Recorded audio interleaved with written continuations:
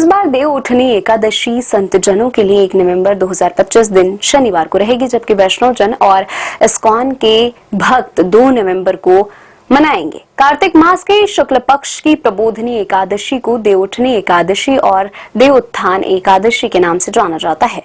इस दिन देव उठ जाते हैं, अर्थात भगवान विष्णु अपनी योग निद्रा से जाग जाते हैं और इस दिन के बाद से सभी तरह के मांगलिक कार्य प्रारंभ हो जाते हैं। इस दिन तुलसी विवाह भी होता है। कई लोग इस दिन देव दिवाली का उत्सव मनाते हैं, जबकि देव दिवाली कार्तिक मास की पूर्णिमा के दिन होती है। एकादशी तिथि प्रारंभ 1 नवंबर 2025 सुबह 9:11 पर, एकादशी तिथि समाप्त 2 नवंबर 2025 को सुबह 7:31 पर। इस दिन से विवाह, गृह प्रवेश, जातकर्म संस्कार आदि सभी कार्य प्रारंभ हो जाते हैं। देवशयनी एकादशी के बाद यह व्रत सबसे महत्वपूर्ण माना जाता है। इस दिन निर्जला या केवल जलीय पदार्थों पर उपवास रखना चाहिए।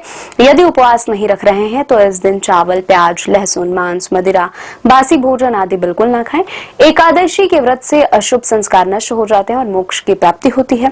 कुंडली में चंद्रमा के कमजोर होने की स्थिति में जल और फल खाकर या निर्जल एकादशी का उपवास जरूर रखना चाहिए।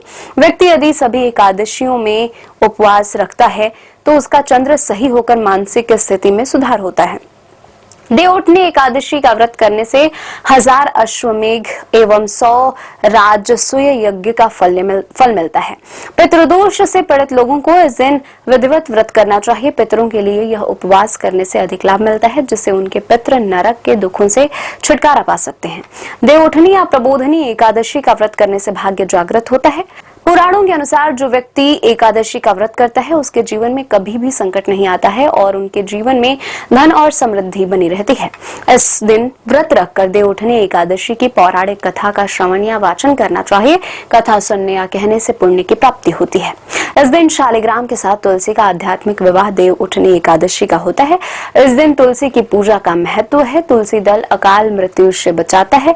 शालिग्राम और तुलसी की पूजा से पितृदोष का शमन होता है।